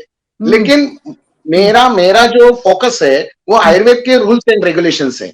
मेरा जो फोकस है वो नेचर के ऊपर है। मेरा जो फोकस है ये सूरज उगने पर है। आरोग्यम भास्करा विच्छेद ऐसा कहा गया है। आरोग्य ये सूरज के ऊपर निर्भर है। सूरज ही हमें रोशनी देता है, सूरज हमें आरोग्य देता है। पूरा नेचर ये रूल फॉलो करता है। सूरज ढलने के बाद जो व्यक्ति खाना खाते हैं, एक उदाहरण मैं देता हूं कि जो पोल्ट्री में जो मुर्गे रहते, पोल्ट्री में मुर्गे रहते हैं, उनको सूर्यास्त हो गया ये मालूम पड़ने नहीं देते। इसके लिए उस पोल्ट्री के जो आउटर पर्दे जो है वो सब क्लोज कर देते हैं। वो उनको बाहर की रोशनी अंदर आने नहीं देते और अंदर हैलोजन के बल्ब लगा देते हैं और उन मुर्गों को ज्यादा से ज्यादा खाना खाने के लिए प्रवृत्त करते हैं, चाहे उनका उसमें उनका वेट बढ़ने वाला है और वेट बढ़ना है ये उनका बिजनेस है। लेकिन जो मुर्गे पोल्ट्री में तैयार नहीं होते, जो घरेलू मुर्गे हैं, गावठी कोंबड्या अपन ज्यादा म्हणतो, वो जो मुर्गे हैं वो खाना अपना 7 बजे खत्म करती है। उनका वजन यदि देखा जाए 45 kg का जो बच्चा है, गावठी यानी देसी मुर्गी का जो बच्चा रहेगा 45 डेज का, उसका वजन किलो 1 किलो या 1.5 किलो ही रहता है। उसी समय 45 डेज का पोल्ट्री में जो ब्रॉयलर चिकन है उसका वजन जो है वो 2 किलो या 2.5 किलो हो जाता है। इतना फर्क क्यों होता है? वो रात को खाना खाता है, इसके लिए उसका वजन बढ़ता है। रात में जो खाते हैं उनका वजन बढ़ता है। और एक नुस्खा कि जो पोल्ट्री में चिकन है उनका डेथ रेट मैंने चेक किया, 100 में से 14 या 15 जो पिल्लू है वो सब मर जाते हैं। वो क्यों मर जाते हैं उनको पता ही नहीं है। Whereas जो देसी मुर्गे है वो इतना डेथ रेट उनका नहीं है, 100 में से 100 वो बच जाते हैं यदि उसने किसी ने किल नहीं किया तो। और मैंने वेटरनरी डॉक्टर को पूछा कि ये पोल्ट्री के जो बच्चे हैं मुर्गे के, वो 100 में से 15 बच्चे मर जाते हैं, ये कैसे मरते हैं? तो बोलते हैं उनका कोलेस्ट्रॉल बढ़ जाता है, उनको हार्ट अटैक आता है और वो मर जाते हैं। मैंने उनको पूछा कि हार्ट अटैक कैसे आता है, कोलेस्ट्रॉल कैसे बढ़ता है? तो बोले मुझे मालूम नहीं। तो मुझे बोला बैठ, मैं बोला उनको बैठ, मैं आयुर्वेद समझाता हूँ।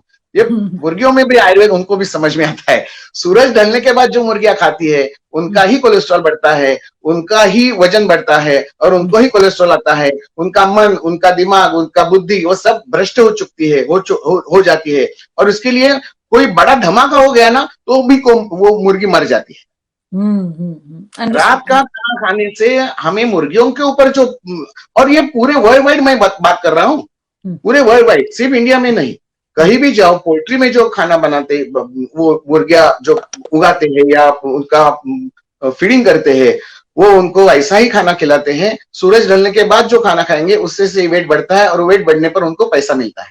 ये बिजनेस है हमारे यहाँ अंदर। आरोग्यम भास्करा विच्छेद, आरोग्य सूर्य के ऊपर डिपेंड रहता है।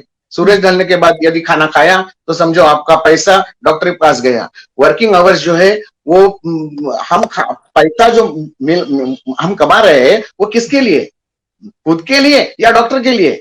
डॉक्टर को देने के लिए पैसा आप कमा रहे हैं आप, और रात को खाना खाते हैं वो टाइमिंग एडजस्ट करने के लिए। इसलिए जहां से हमने शुरुआत की कि वर्किंग आवर्स के लिए मुझे खाने का तरीका कैसा होना चाहिए, वो ध्यान में रखना है कि मेरी हेल्थ सबसे पहली है। मेरी हेल्थ यदि अच्छी रही तो ही मैंने जिंदगी में जो कमाया है तो मुझे उसका इस्तेमाल हो सकता है।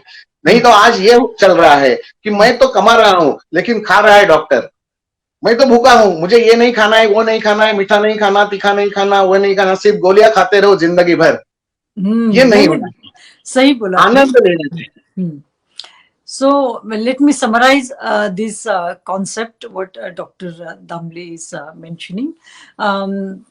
He has covered a few topics. A is that when and how many times we should eat. That was my question. So I asked the question. The various doctors are recommending a different routine. For example, Dr. Dikshit is very famous and he's recommending twice, and Rutuja Divekar is another famous nutritionist. She's recommending 7 times. So Dr. Damle has a very simple concept, and he's telling this is totally based on Ayurveda, and our life is all connected with sun. So sunrise and sunset, these are the timings are important. So whatever you want to eat between this time, this duration, during the sunrise and the sunset, you should finish your food. And he has basically given the example of the chicken. The chicken, they eat the food during the daytime only. They do not eat food in the night time. And there is another very sad story. He has explained that the chicken or any animals, they don't eat after the sunset. So if they eat, then especially in the poultry farms, they feed the chicken even after the sunset, by creating the illusion of sunlight, by putting the halogen lights and all. So when they feed more, more to the chicken, some of these chickens, they die due to the heart attack and high cholesterol. So these are also the negative impact on the health when we eat the food after the sunset. So try to complete your food during the sunrise and the sunset itself. And again, what Dr. Damle was telling, I will again connect that with the previous answer, that check yourself whether if you are hungry, if you want to eat, and you are then you consume the food. Don't have any rule that you need to eat 2 times or 5 times or 7 times, but eat only during the whenever the sun is there. There's a question, like people who are working in Norway, they have a sun only for 5 hours during the winter. Maybe even in Tokyo, I see that sunrise is, say, maybe around 6:30, 7 o'clock, and sunset is at 4 o'clock during the winter time. So how do we adjust and such a long night time? So do we have to fast? And again, this is a long fasting, and this modern concept of that intermittent fasting, so that is what even Mona is asking. So now what you have told us, 7 to 7 itself is like a 12 hours fasting. That is again one style of intermittent fasting. So how do you connect these two things? 7 to 7 ये मैंने समझने के लिए मैं बोला है. Perfectly said. वो सूर्योदय टू सूर्यास्त, सूर्योदय से लेकर 12 घंटे आगे. हमारे यहाँ अहोरात्र कहाँ है? 24 घंटे का दिन रहता है, 24 घंटे के दिन रहते हैं. सुबह यदि 6:14 पे सूरज उगा, तो सुबह उससे आगे 6:14 तक ये दिन रहता है, दिनमान रहता है, दिनचर्या रहती है. चाहे सूर्यास्त कभी भी हो, अच्छा, शाम को 4 बजे हो, शाम को 2 बजे हो, उससे 12 घंटे जब सूरज उगता है, वहां से 12 घंटे काउंट करने हैं, और उससे पहले आपका खाना खत्म होना चाहिए. ये बहुत बड़ा कॉन्फ्लिक्टिंग थॉट्स आपने क्लियर किया, क्योंकि ये टाइमिंग का बहुत ही कंफ्यूजन है. कहीं पे 5 आवर्स डे होगा, तो कहीं पे लाइक समर में तो फिर वो लंबा टाइम रहता है. मॉर्निंग 4 बजे सूरज उग जाता है यहाँ टोक्यो में, और 8 बजे सनसेट होता है. तो इसका मतलब ये नहीं है कि आप morning 4 o'clock to evening 8 o'clock आप खाना खाए, करेक्ट? सो आपको सिर्फ 12 घंटे ही खाने हैं. और ये इंटरमिटेंट फास्टिंग का क्या कॉन्सेप्ट है? ये तो आयुर्वेद में, हमारे धर्मशास्त्र में, अध्यात्म में भी कहा है कि आप फास्ट जो करना चाहते हो उसकी वजह क्या है, किसके लिए फास्ट करते हो, भगवान के लिए, गॉड के लिए, कि खुद के लिए. हमारे ऐसी कहावत है, जो भगवान के लिए है वो मेरे लिए है. जो हम भगवान को चढ़ावा देते हैं या भोग लगाते हैं, वो खाते हैं हम. भगवान कभी खाता नहीं है, वो तो सिर्फ देखता है, सूक्ष्म रूप से खाता है उसको.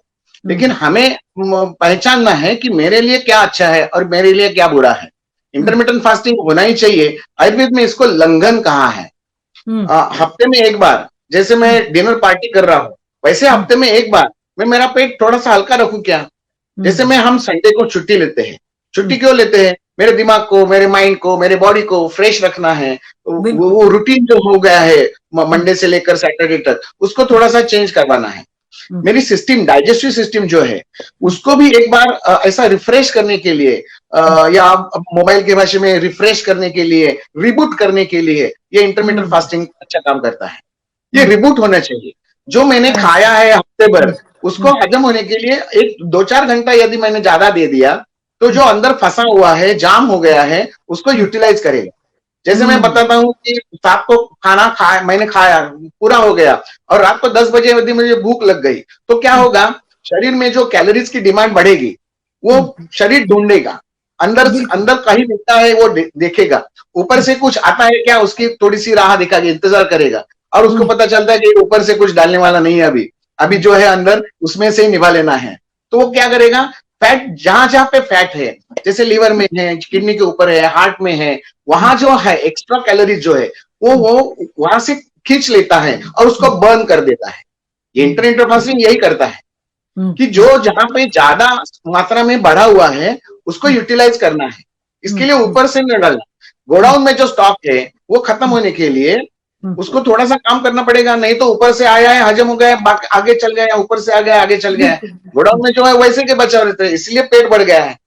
पेट कम होने के लिए पेट के अंदर से जो चर्बी है या फैट है उसको यूटिलाइज करने के लिए इंटरमिटेंट फास्टिंग है। हफ्ते में एक बार, 15 दिन में एक बार, जैसे हम शिवरात्रि का उपवास रखते हैं, एकादशी का उपवास रखते हैं, संकष्टी का उपवास रखते हैं, और उपवास में जो हम खाना नहीं खाते वो खाना खाते हैं, अलग तरीके से खाते हैं। अभी का जो एकादशी है वो सब बदल उल्टा पुल्टा हो गया है, एकादशी दुप्पट खाशी ऐसा हो गया है। वो गलत है, वो गलत है। बिल्कुल बिल्कुल। एकादशी का मैंने प्लेट देखा है किसी का फास्टिंग का, वो इतना सजा वाला था जैसे रेगुलर खाने से 3 गुना ज्यादा था। और इसका नतीजा दिखता है कि एकादशी हो जाने के बाद, संकष्टी हो जाने के बाद क्लिनिक में भीड़ ज्यादा रहती है, क्योंकि इतना वो बोझ डालते हैं अग्नि के ऊपर, इतना बोझ डालते हैं। एकादशी का उपवास ऐसा है कि तुम्हें अग्नि का कम से कम इस्तेमाल करना चाहिए। उपवास यानी भगवान के सामने जाकर खड़े रहना है, भगवान के सानिध्य में रहना है, भगवान का गुणगान गाना है, उसे मुझे रिचार्ज करना है, मेरी बॉडी को, मेरी माइंड को, मेरी सोल को, और आगे का जो हफ्ता है वो मुझे अच्छी तरह से जाए, इसके लिए उसकी प्रार्थना करनी है। ये है उपवास। बिल्कुल। ये let me recap what Dr. Damle is telling. Intermittent fasting is good, and this is helpful, and it is also recommended in Ayurveda. One should do it once in a week, or once in 15 days, like what we do is Ekadashi fasting, or we do Sankash Chaturthi. So these are all part of our culture and the tradition, which is included as a part of the lifestyle. However, when you are doing the fasting, that is a kind of a cleansing the body. So at the time, you have to be careful that you don't eat too much of a food. You avoid and give a break to your digestive system, so that they can reboot the entire their body's digestive systems. So the intermittent fasting is very, very important. There is one question around the intermittent fasting, is that this is a new fad in the Western countries, that they are doing it on an everyday basis. Intermittent fasting means they're eating only 4 hours a day. Sometimes they do eat only 2 hours. Like there is a window they create. Like for example, 12 o'clock they start and 8 o'clock they stop. So that is like 12 to 8 is 6 hours, or sometimes 12 to 4. Like they create only 4 hours window, and they eat as much as they want during that time, or maybe twice or thrice, but they do not eat remaining all the hours. Is it good?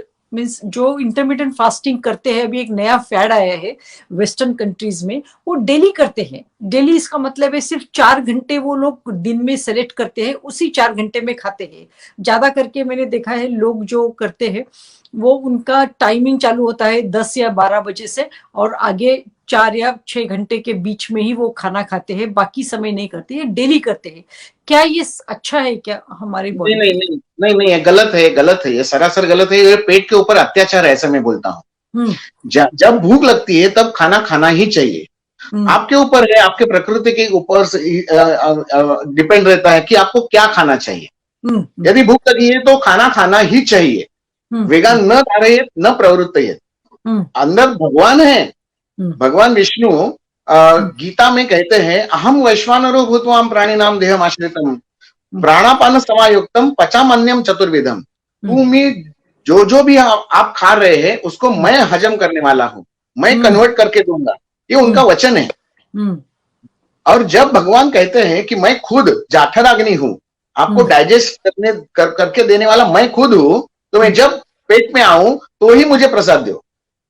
दूसरा भी vice versa, जब मैं पेट में आऊं तो मुझे देना नहीं, ऐसा भी नहीं करना है। मैं जब उपस्थित रहूंगा तेरे सामने तो मुझे नैवेद्य, मुझे भोग लगाना ही चाहिए, देना ही चाहिए। आपके ऊपर डिपेंड है कि वो क्या भोग लगाए, या श्रीखंड पूरी देते हो, या लड्डू देते हो, या राजगिरा या चुरमुरा का लड्डू देते हो, या लाह्या देते हो, कुछ भी। फलम पत्रम पुष्पम फलम तोयम, मुझे कैसा भी चलेगा, ये आपके ऊपर डिपेंड है। आपको मुझे जो देना है वो आप दो। अंदर जो भगवान है वो कितनी क्वांटिटी का है उसको चेक करे पहले, भूख कितनी है उतना ही खाना खाओ। ये इंटरमीडिएट फास्टिंग करना चाहिए, लेकिन जैसे आप बता रही है ये तो बहुत डेंजरस है। जैसे चूल्हे में नया फैड है, सब जगह पे चालू। मैंने गैस का चूल्हा ऑन किया, हाई फ्लेम है, उसके ऊपर मैंने कटोरी रखी है और उसमें पानी भी नहीं डाला है और तेल भी नहीं डाला है, सिर्फ वो कटोरी गर्म होते रहेगी। उसमें क्या होगा, वो जो ऊपर जो मैंने वेसल रखा है वो जल जाएगा। बिल्कुल बिल्कुल। इसलिए पेट में जो भूख है, जो हाइड्रोक्लोरिक एसिड है, जो भगवान अवतीर्ण हो गया है, उनको यदि खाना हजम होने के लिए दिया ही नहीं तो वो क्या करेंगे, वो अंदर जो है उसको ही हजम करने का प्रयास करेंगे। पेट में कुछ है ही नहीं, और वो उससे ज्यादा अल्सर हो जाते हैं, या मैंने मेरे सब इच्छा भावनाओं को मैंने दबा दिया है, मेरे इंद्रियों की तृप्ति के लिए मैं खाना खाता हूँ। बिल्कुल भोग है ये, इसको शब्द भोग इस्तेमाल किया है अध्यात्म में। भोग जो है वो चढ़ाना ही चाहिए, उसको देना ही चाहिए, उसको खिलाना ही चाहिए। क्या देना है, ये मेरी प्रकृति के हिसाब से देना है, लेकिन 12 घंटे में फास्टिंग करने की जरूरत नहीं है, उसके 12 घंटे में। इसलिए मैं बोलता हूं आपको जो फास्टिंग करना है वो सुबह से 7 बजे से लेकर शाम को 7 बजे तक जो चाहे वो खाओ। 7 बजे से फास्टिंग चालू करो, सुबह 7 बजे तक। सूरज उगने से मुझे सूर्योदय से सूर्यास्त आप फास्टिंग नहीं करना है, सूर्यास्त के बाद हर रोज फास्टिंग करो, वादा नहीं है, प्रॉब्लम नहीं है, नो प्रॉब्लम एट ऑल। सो आपका हिसाब से 12 आवर्स का इंटरमिटेंट फास्टिंग डेली के लिए ठीक है, नो प्रॉब्लम नाइट से। Okay, this Dr. Damle is recommending you all not to have the intermittent fasting, that fad which has been seen in many youngsters are also I've read in the many of the Facebook and other groups that they are having this intermittent fasting for the 18 hours, 16 hours, sometimes 20 hours. So they create a window of 4 hours and they consume the food within that time, and remaining time they just fast. Even though they're hungry, they don't consume any food. So this is dangerous. This is against the Ayurveda. So what he is suggesting that during the sunset and sunrise, you get the window of 12 hours. So consume the food during that time and get your body used to eating the food so that you can digest and keep your body healthy. But in case if you are hungry and if you don't eat any food, then that is not good for your stomach, because then hydrochloric acid which is present in that, so that could damage your stomach and the layers, and that could create the ulcer and any other elements. So avoid those things, but you must have the food during sunset and sunrise only. Correct? Okay. Perfect. So another, thank you. Another question is, we have already talked about. One more question is that Rahul Khandelwal is asking one more question related to the the food after 7 o'clock. So he's saying that warm milk during the bedtime is recommended for the good sleep. So that is like, after 7 o'clock, if someone is sleeping at 11 or 10, is it okay to consume that warm milk? Ayurveda में दूध लेने के कुछ तरीके बताए हैं। दूध ये पूर्णान्न है। जब आप दूध लेते हैं तो दूसरा कोई भी खाना आपको अलाउड नहीं है, दूध के सिर्फ दूध ही पीना है। No other food is allowed. when you are taking milk or milk product. Because milk is very precious and वो बहुत नाजुक है, ऐसा मुझे कहना है. उसमें यदि कुछ खट्टापन मिल गया तो वो दूध फट जाता है. वो फटने जो क्रिया है वो अंदर जाके होती है, और फटा हुआ दूध हजम होने के लिए ज्यादा टाइम लेता है. इसका अग्नि के ऊपर बोझ पड़ता है. वो दूध पीना है लेकिन सुबह पीना है, और नाश्ते के बजाय या खाना खाने के बजाय दूध पीना है, और वो दूध देसी गाय का ही होना चाहिए, न कि हाइब्रिड काउस का है. दूध जो पीना है वो शाम के लिए पीने के लिए बोला है, लेकिन खाना नहीं है. खाने के खाने के बजाय आपको दूध पीना है, चलेगा. सुबह 10 बजे आपने खाना खाया है, दिन भर कुछ नहीं खाया है, और शाम को 6 बजे दूध पिया, चलेगा. नाइट आवर्स में दूध कभी भी अलाउड नहीं है. आयुर्वेद में कहा है दिनांते पिबेत पयः, ऐसा कहा है. दिन जब अंत हो जाता है, दिन का अंत यानी शाम, रात नहीं, दिन का यानी शाम, वो शाम में दूध पी सकते हैं. हाँ, कॉन्सेप्ट में ना इंटरप्रिटेशन में गड़बड़ किया है. सो काफी सारे प्रैक्टिशनर्स ने ना ये बताया है कि warm milk should be have, we should consume during the night time. Yes, हमने खाना है 8 बजे 9 बजे खाना खाया और रात को 10 बजे मैंने दूध पिया, तो दूध अंदर फट जाएगा, और फटा हुआ दूध और प्रॉब्लम क्रिएट करेगा. आयुर्वेद में डायबिटीज होने की वजह दूध बताई है, दूध भी है. डायबिटीज के ऊपर हम अलग चर्चा करेंगे. एक सूत्र कहा गया है आस्या सुखम स्वप्न सुखम दधीनि, दधी यानी दही. दही ज्यादा खाए तो भी डायबिटीज हो सकता है. दधीनि ग्राम्योदक अनुपरसः पयांसी, पय यानी दूध, पय और पानी, पयांसी यानी अनेक हर जाति के प्राणी का दूध जो है, वो चाहे भैंस का हो, चाहे गाय का हो, चाहे भेड़ बकरी का हो, चाहे ऊंटनी का हो, चाहे गर्दभ गाढ़ों का हो, वो दूध आपको हजम होने वाला नहीं है. और जो प्राणी जो है वो अपने माँ का ही दूध पीता है हमेशा जिंदगी भर, और जब वो बच्चा बड़ा हो जाता है तो जिंदगी में वापस कभी भी दूध नहीं पीता है. बिल्कुल बिल्कुल. हाँ. जैसे हिरण का बच्चा है, बढ़ गया तो बाद में आए जिंदगी में वो कभी भी, वेदर ही इज वेजिटेरियन है नॉन वेजिटेरियन, वो बिल्कुल दूध नहीं लेता, कंज्यूम ही नहीं करता है. जैसे गाय का बछड़ा है, बड़ा हो गया तो दूध नहीं पीता, वो घास फूस खाने लगता है. सिंह का बच्चा है, वाघ का बच्चा है, वो बड़ा हो गया, दूध नहीं पीता है, वो सिर्फ मांस ही खाता है. वो दूध पूर्णांग है, इसीलिए कि आपको दूसरे खाने की जरूरत ही नहीं है, सिर्फ दूध पियो. और रात में दूध यानी वो जलमाभूत ज्यादा हो गया, और जलमाभूत पहले दूध कंज्यूम डाइजेस्ट करने के लिए ज्यादा देर लगता है, वो गुरु है, हजम होने के लिए ज्यादा तकलीफ होती है. और रात का समय है, सूरज भी नहीं है, वो हजम करने वाला सूरज वो भी नहीं है, इसीलिए वो दूध रात को नहीं लेना है.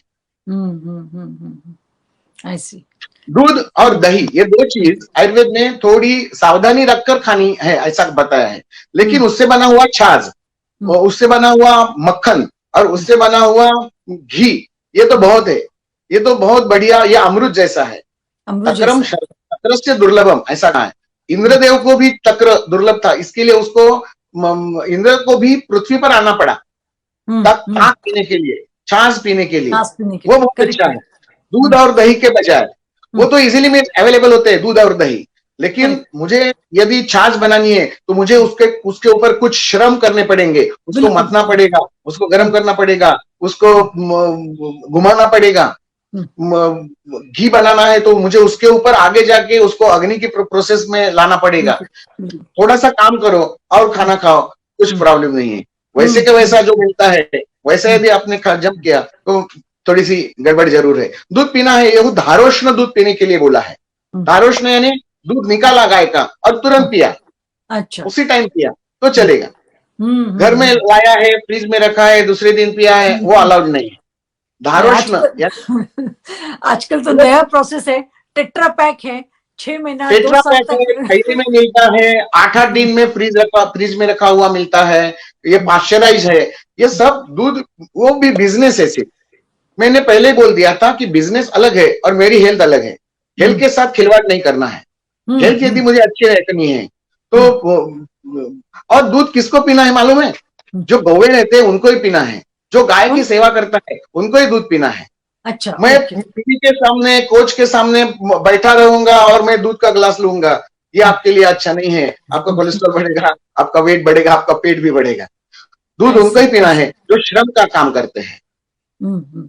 नहीं तो बच्चों बच्चों को दूध पीना है, बाकी हम्म। लोगों को नहीं। So let me summarize. Dr. Damle is recommending there are two things. He's talking about the milk. Milk itself is a whole meal, so you should not consume with anything else. So if you want to have a milk, have milk. You can substitute the milk, with the dinner or with the breakfast or one of the meal. So take only milk, nothing else along with that, because if you mix the milk with something else, it is a very subtle and it reacts quickly, so that will take more time to digest, because the milk will disintegrate quickly. So this is one reason he's talking about not to have milk along with any other food, and this is a milk itself is a wholesome meal. And the second part is that consuming milk or the yogurt or the curd, what we say, is not actually good for the health after beyond certain age.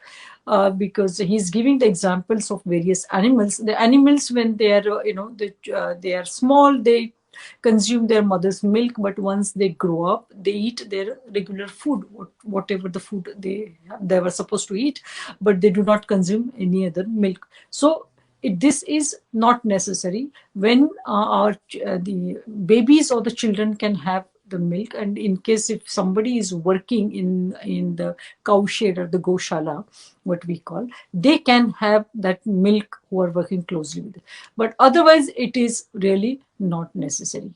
However, Dr. Damle has again recommended to consume ghee and buttermilk. The reason, ghee is very useful for the body, and as well as the buttermilk. Instead of a yogurt, you can consume the buttermilk. They say the buttermilk is like a nectar, and the god in Indra has come down to consume the buttermilk. So buttermilk has many health benefits, so don't ignore that. And in he has also uh, given a warning: the people who consume the milk and the yogurt, that could also be harmful to certain extent, potential risk of the diabetes or some other the elements. So we maintain the restraint while consuming the milk and yogurt, and switch to the buttermilk and the ghee for our daily life. Thank you so Perfect. much. And now the next question is coming from one lady who has sent. She said, I am a perimenopausal and have since last 1 year, and I have put on weight rapidly around the belly and the thighs.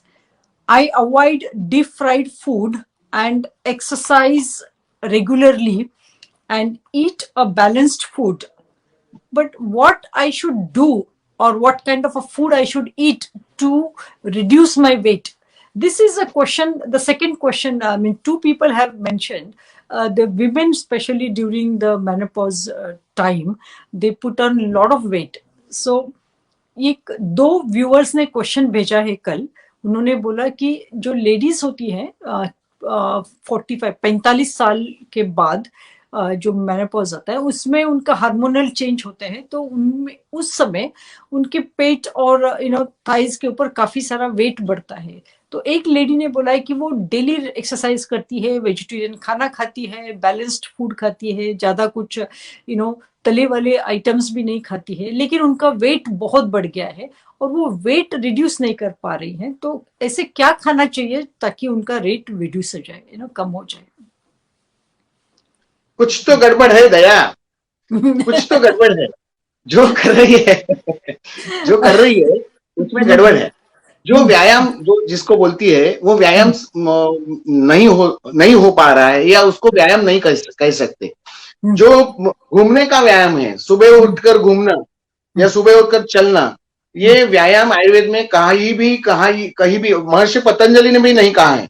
योग शास्त्र में भी कहीं भी सुबह उठकर घूमने के लिए जाओ, ऐसा नहीं कहा है। आयुर्वेद में भी नहीं कहा है। आयुर्वेद में कहा है सूर्य नमस्कार करो।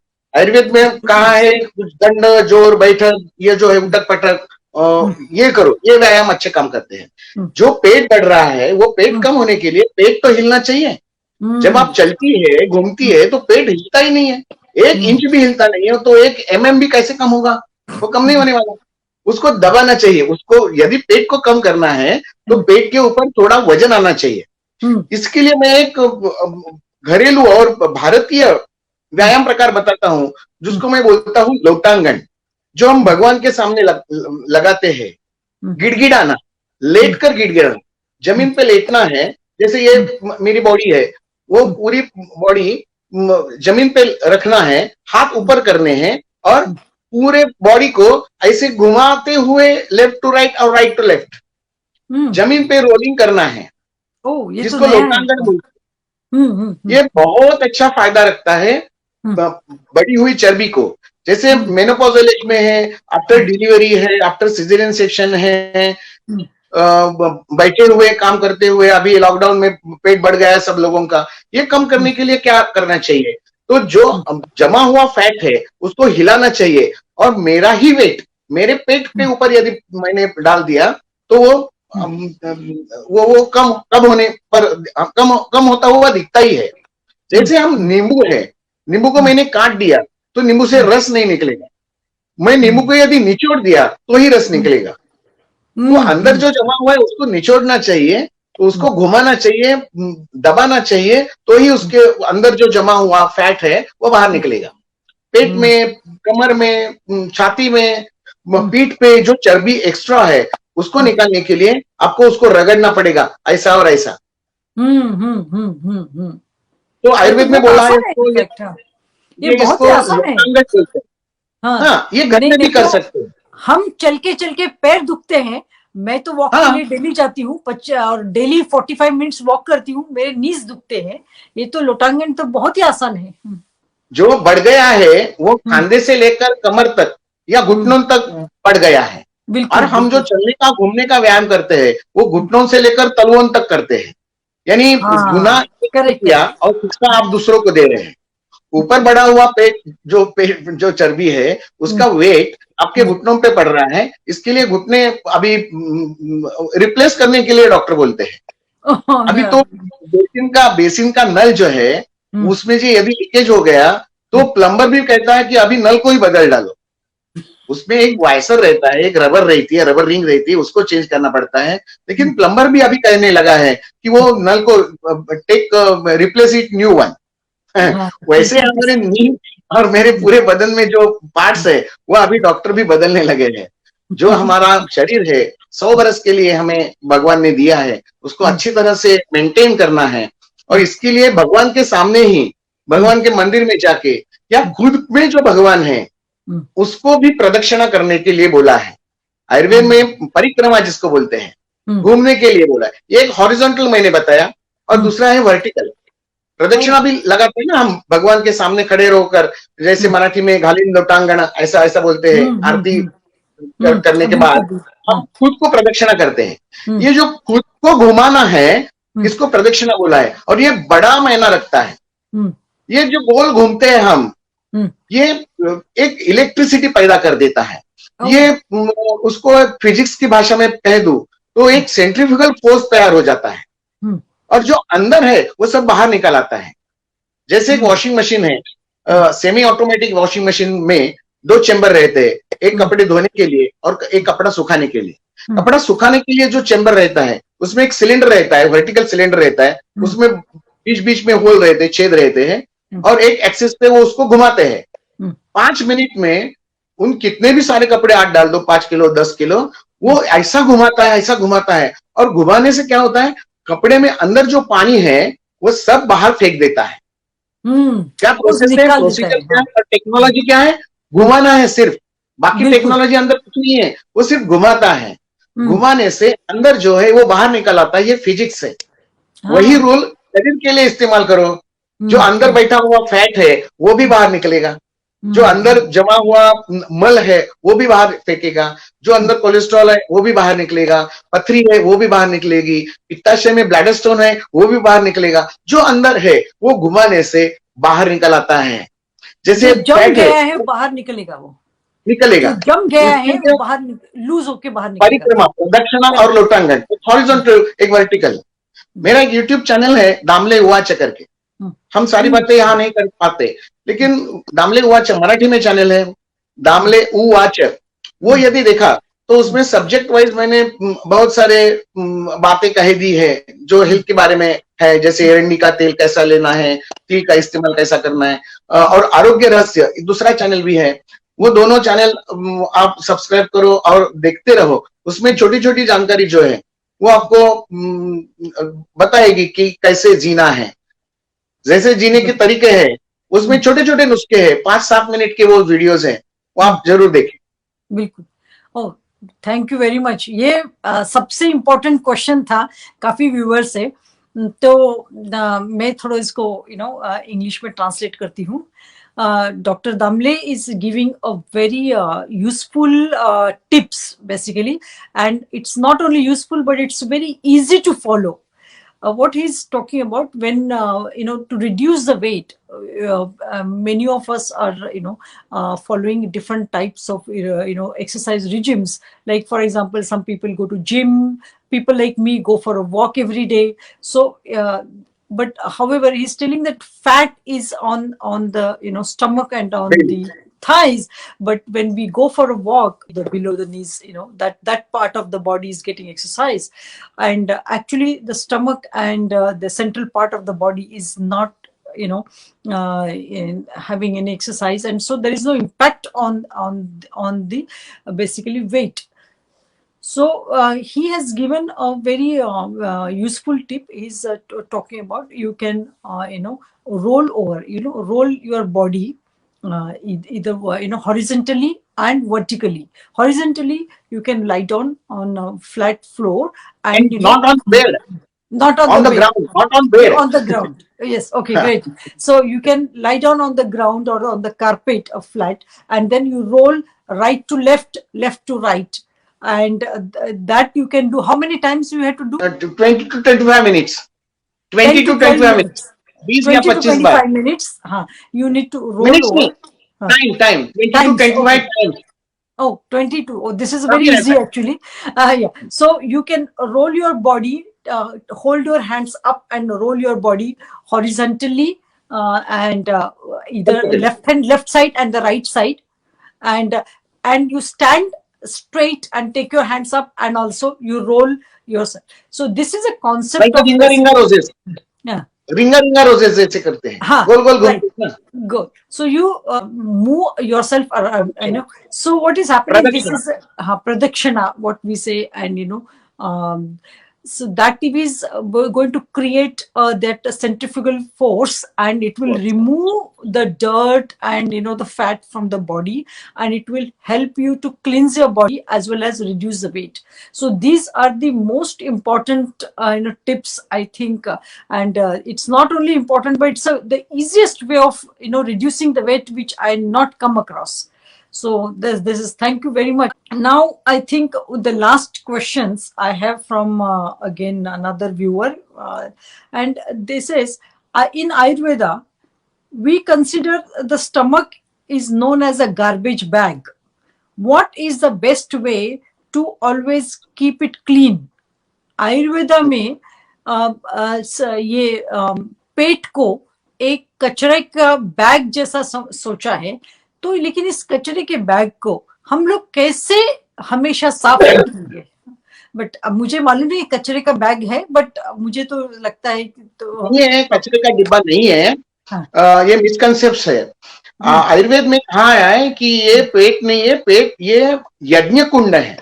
यज्ञ कुंड. कचरे का डिब्बा तो दूसरी छोर हो गया, उसमें सब गार्बेज ही डालना पड़ता है. लेकिन हम यज्ञ कुंड है, यज्ञ में हम समिधा, हम हवन करने जा रहे हैं, भगवान को भोग चढ़ाते हैं, भगवान के सामने नैवेद्य रखते हैं. वो तो गार्बेज का डिब्बा कैसा होगा? कभी नहीं होता. मराठी में एक श्लोक हम कहते हैं, वदनी कवळ घेता नाम घ्या श्री हरि से. उसकी लास्ट लाइन जो है जानी से यज्ञ कर्म, जो हम खाना खा रहे हैं वो यज्ञ कर्म है, और यज्ञ कर्म गार्बेज में डालने के लिए नहीं होता। ये यज्ञ कर्म बहुत होली एक्शन है। इसका मतलब है जो हम अंदर डालते जा रहे हैं वो भगवान के लिए खा रहे हैं, प्रसाद रूप खा रहे हैं, भोग रूप खा रहे हैं, ये गार्बेज नहीं है। आप गार्बेज कब खा रहे हो? आपको जब इच्छा नहीं है, आपको खाना हजम नहीं है, आपको सिग्नल नहीं दिया है, और आपने यदि अगदी प्यार से बनाया हुआ खाना है वो भी यदि खाना है, वो गार्बेज हो सकता है। सात्विक खाना, सात्विक अन्न जो है वो सात्विक कब होगा? जब मैं उसमें मेरा दिल, मेरी इंद्रिय, मेरा मन रख दूं तो वो ही सात्विक होगा। नहीं तो किसी भी कैलोरी वाइज और डाइट वाइज या माँ ने बनाया हुआ है, प्यार ममता से बनाया हुआ है, वो खाना भी आपको हजम नहीं होगा यदि आपकी इच्छा नहीं रहेगी। जैसे आप खाना खा रहे हैं और एक बैड न्यूज आपने सुनी, टीवी पर देखी, मोबाइल पे देखी, अरे यार वो चला गया, तो आपका सामने वाला खाना भी हजम नहीं होगा, आपकी इच्छा ही नहीं रहेगी। और यदि आपने खा गया, आपका वो खाना खाया, वो गार्बेज में डाल रहे हैं। आपकी इच्छा नहीं है, आपका पेट भर गया है, आपको सिग्नल नहीं आ रहा है और खा रहे, वो गार्बेज हो गया। लेकिन डेली बेसिस पे ऊपर ये पेट गार्बेज नहीं है, इसकी कचरा कुंडी मत बनाओ, जितनी भूख गई उतना ही खाओ, उसके बाद में खाएंगे वो गार्बेज में बन जाएगा। Understood. So let me summarize. Dr. Damle is telling the stomach is not a garbage bag. It is the most useful the body element. It is like a yagya kund. Yagya kund means where we use that yagya kund to purify the air and also for puja. So this is a place where it is a pious and a pure place where we worship the God. So here we are worshipping ourselves, or worshipping our body. So that don't consider this as a garbage bag. Of course, it becomes a garbage if you are eating the food when you are not interested in eating a particular food, or you are eating against your will or your digestion or your this thing. So no matter how how good is a food and whoever has cooked and how how much you like, but still if you are not happy while eating the food, or your mind is not at peace, so that particular food what you are consuming will become a garbage when it goes into your tummy. So this is basically the brilliant the advice. Even our viewer is telling the same thing. I must appreciate. Now, connecting to this one, there is a second question: how do we keep our body clean all the time? Especially the digestive system. What are the things we need to do to keep this thing clean and pure? I would say it's like a house, no? So we have to keep it cleaned in order to function well. और जो house keeper है अंदर का ना, उसको ध्यान में रखना चाहिए। मेरी बॉडी बाहर से मैं क्लीन कर रहा हूँ, अंदर से कौन क्लीन कर रहा है? वो अंदर बैठा हुआ जो हाउस कीपर है, उसको हम आत्मा कहते हैं, उसको हम भगवान कहते हैं। अंदर रहकर वो कुछ ना कुछ क्रिया करता है, वो हमारे हित के लिए करता है। हम हमारे घर के ऊपर कभी कांच के टुकड़ा या हमारे घर का नुकसान नहीं करते। क्यों? मेरा घर है, मेरे घर का नुकसान मैं खुद नहीं करता कभी भी। अंदर जो बैठा है वो जो घर का मालिक है, जिसका नाम इस जन्म में सुविनय दामले है, वो जो अंदर बैठा है वो इस बॉडी का अंदर से कुछ भी बुरा करने वाला नहीं है। ये हमारी ख्यालात, हमारी सोच ऐसे बदले हुए है कि अंदर जो हो रहा है वो सब बैड ही है। मेरा ब्लड प्रेशर बढ़ गया वो बैड है, मेरा कोलेस्ट्रॉल बढ़ गया वो बैड है, मेरा शुगर लेवल बढ़ गई वो बैड है, थायराइड लेवल बढ़ गया वो बैड है। ये ऐसा बैड और गुड ये कुछ भी नहीं है। जो अंदर से कर रहा है वो अच्छे के लिए कर रहा है। उसको जो चाहिए वो उसको खिलाओ, उसको प्रसन्न रखो। यदि वो प्रसन्न रहा तो मेरे मन, इंद्रिय, आत्मा और मेरी बॉडी प्रसन्न रहती है। खाने में जरूर षड रस यानी 6 टेस्ट जो है, मधुर, अम्ल, लवण, कटु, तिक्त, कषाय, गोड़, अम्बट, तिखट, खारट, कड़ू और तुरट, यानी मीठा खाना खाना चाहिए। विशेषांग मधुर रस, खाने में मधुर रस यानी स्वीट्स होने ही चाहिए। वो आपको डायबिटीज और कोलेस्ट्रॉल भूल जाओ, अभी वो डॉक्टर रखेंगे। अंदर आपको क्या चाहिए, जो लगता है खाना अच्छी तरह से खाओ, और जब खाना खाते हो तब बाकी सभी सिस्टम और साइंस बाजू में रखो, खुले दिल से खाओ। और खाने के बाद क्या खाया है उसको भूल जाओ। यदि उसको याद रखा तो वो मेमोराइज हो जाएगा, अरे मैंने वो गलती से वड़ा पाव खा दिया, अभी मुझे एसिडिटी होगी। ये भूलना है उसको, जो खाया है उसको भूल जाओ, अभी जो किया है वो करना ही, भोगना ही पड़ेगा। खाना खाने से पहले याद रखो कि मुझे ये खाना है, मुझे भूख कितनी है, मुझे क्या हजम हो सकता है, मेरे मम्मा डैडी ने क्या खाया है वही मुझे खाना है। और यदि गलती से, पार्टी से, दबाव से, अच्छा लगता है इसके लिए मैंने खाना खाया, गार्बेज बनाया, तो आगे का है वो आपको भोगना पड़ेगा। उसको निकालने के लिए डॉक्टर के पास जाना पड़ेगा, आपने जो कमाया है उसको डॉक्टर को देना पड़ेगा। और जो अंदर चिपका हुआ डस्ट है, जो वेस्ट प्रोडक्ट है, उसको निकालने के लिए क्या करना है, सिर्फ सुबह और दोपहर में और शाम में जो 3 बार खाना खाते हो, 4 बार खाना खाते हो, उस हर खाने में रॉ ऑयल आपको इस्तेमाल करना है। रॉ ऑयल मैंने कच्चा तेल, कच्चे घानी का तेल जो निकलता है, वो घानी का तेल बहुत अच्छा काम करता है। मैंने जैसे खाना तैयार किया, ऊपर से परोस कर मैं जो तेल डाल रहा हूं वो बहुत बढ़िया, ये इंडियन कल्चर है। ऊपर से परोस कर जो हम तेल इस्तेमाल करते हैं उससे कोलेस्ट्रॉल नहीं बढ़ता। जैसे रोटी के ऊपर हम मक्खन लगाते हैं, या चटनी में हम तेल डालते हैं, या चाहे वो राई का हो, सरसों का हो, तिल का हो, मूंगफली का हो, या खोबरे का हो। जैसे मैंने पहले बताया, जैसे आप जिस जगह में रहते हो वहां जो तेल मिलता है वो ऊपर से डालो। अभी वो सैलेड वगैरह बनाते हैं उसके ऊपर वो क्या ऑलिव ऑयल दिखते हैं ना, ऊपर से परोस कर डालते हैं वो सैलेड बनने के बाद। वो इंडियन ट्रेडिशन है, वो हमने छोड़ दिए और बाकी लोगों ने आत्मसात किया है उसको। ऊपर से परोस कर, जैसे खिचड़ी बनाई है हमने, ऊपर से घी डालते हैं। वरण भात तैयार किया, दाल चावल ले लिया, उसके ऊपर घी डालते हैं। ये ऊपर से परोस कर खाना जो खाते हैं उसमें जो घी या तेल मिलाते हैं वो बहुत बड़ा मायना रखती है। जो अंदर चिपका हुआ है उस सब को निकालने के लिए घी और तेल इस्तेमाल होता है।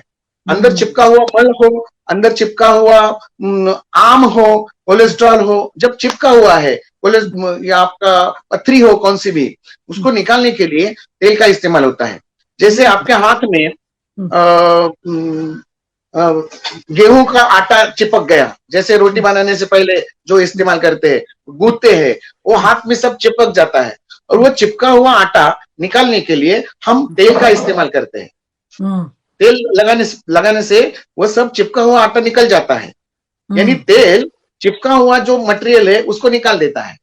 जैसे हमारे कोकण में फणस, या जिसको क्या बोलते हैं, फणस,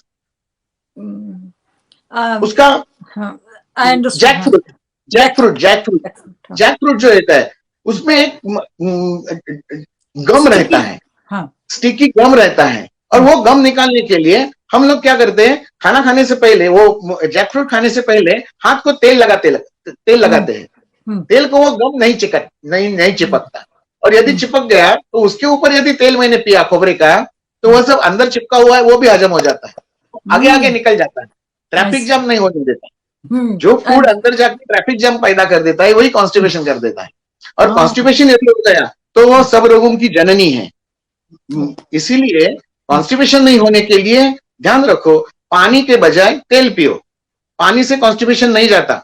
कई लोग बोलते हैं कि सुबह सुबह उठकर पानी पीने से 2 नंबर साफ हो जाता है, टॉयलेट क्लीन हो जाता है। कभी नहीं होता। पानी पीने से पेशाब को ज्यादा होता है, उसकी सिस्टम अलग है। लिक्विड को बाहर निकालने के लिए भगवान ने हमें यूरिनरी सिस्टम दी है। डाइजेस्टिव सिस्टम में जो है, जो गाढ़ा, जो घना आहार है, वो बाहर निकालने के लिए टॉयलेट, संडास होना पड़ता है, साफ होना पड़ता है। और संडास साफ होने के लिए आपको तेल यदि आपने पिया तो संडास साफ हो जाएगा। आपने तेल पिया तो पेशाब में से नहीं निकलेगा, वो संडास में से निकलेगा। यानी संडास यदि आपको साफ रखना है तो आपको तेल पीना पड़ेगा। सुबह बार, दोपहर में एक बार, शाम को एक बार, खाना खाते वक्त, खाना खाने से पहले, खाने के बीच में, खाने के बाद में, कैसा भी आप इस्तेमाल करो, लेकिन ऊपर से परोस कर लिया हुआ तेल कोलेस्ट्रॉल को न बढ़ाते हुए आपको डाइजेस्टिव सिस्टम को एनर्जेटिक बनाता है और ट्रैफिक जाम नहीं होने देता। और 2 नंबर कॉन्स्टिपेशन भी कम हो जाता है। जिनको हर रोज कॉन्स्टिपेशन की आदत है या हर रोज कुछ चूरन लेने की आदत है, वो सब गलत है। सिर्फ तेल पियो, दवा के ऊपर मत जाओ। आहार जो है यही दवा है, नहीं तो दवा आहार के माफिक लेनी पड़ेगी। 14 गोलियां, 15 गोलियां, ये गड़बड़ होने वाली चीज। Very useful. This is, I think, this is the most useful part in the entire session. Of course, everything is important, but cleansing the body, because that is mother of all diseases. So let me summarize what Dr. Damle is talking about. How to keep the body clean, means digestive system clean, stomach, intestine, and large intestine, and all. So he's talking about the having the raw oil. It means the when most of the time we take the oil in the cooked form, it means that the oil is deep fried or something. So he's talking about not to have that one, but have a raw oil.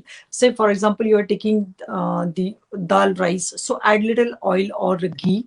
Or if you are eating chapati, so add little ghee on top of the chapati, or any food, so add a little raw oil on top of that. And it does not matter which oil you are using. You can use mustard oil, you can use peanut oil, or you can use the sesame oil, coconut oil, whichever the oil is available in your area. But it should not be refined oil. It should be what we call is natural oil. So that कच्चे oil, धान का तेल. कच्चे धाने का तेल, I guess you understood that, unprocessed oil. So this is the oil, if you are consuming along with the food, that will help keep the motion properly, so that you will not face the constipation problem. And if that is not there, then your stomach and all the organs will be clean, and this will reduce the potential, the diseases or something. So the oil is a main factor, and he's given the example of that. In case if you are making the atta, and then your atta gets stuck in your hand, so at the time you are going to use the raw oil to remove it instead of water. So many people, they suggest that they drink a lot of water for cleaning the stomach, but that is not the true. He's telling so that the digestive system is different. When you drink water, you have to urinate, so but if you take the oil in the food, that will help you to clean your stomach. And once your system is clean, your the chances of diseases are reduced drastically. So this is what we are basically summarizing. Thank you so much, Damleji. This is a very, very useful session for our viewers, that they have got all the useful information from your side. And thank you again for this, your time and your knowledge. Thank you so much. धन्यवाद. Dhanyavad.